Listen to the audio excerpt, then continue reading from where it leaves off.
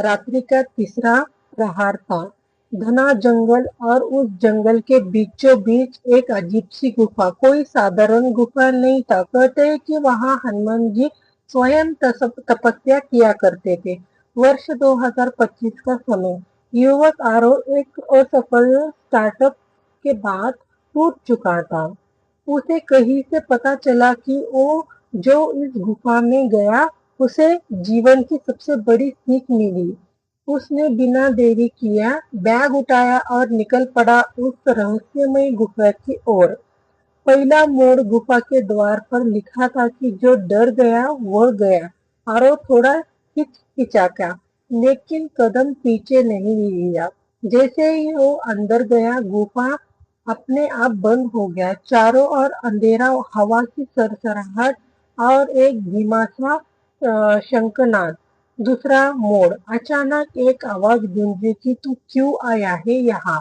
आरो चौंका कि मैं जानना चाहता हूँ कि सफलता का रहस्य। तभी सामने प्रकाश हुआ हनुमान जी की मूर्ति, लेकिन उसकी आंखों मानो जिंदा हो। तीसरा मोड़।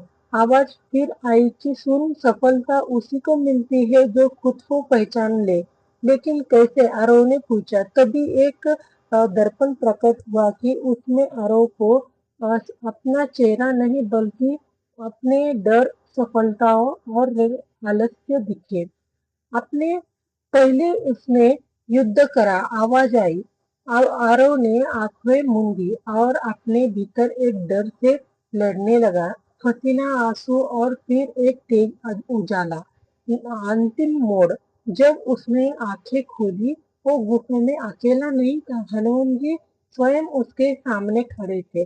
बेटा, तू सफल तभी होगा जब अपने भीतर एक शत्रु को हराएगा।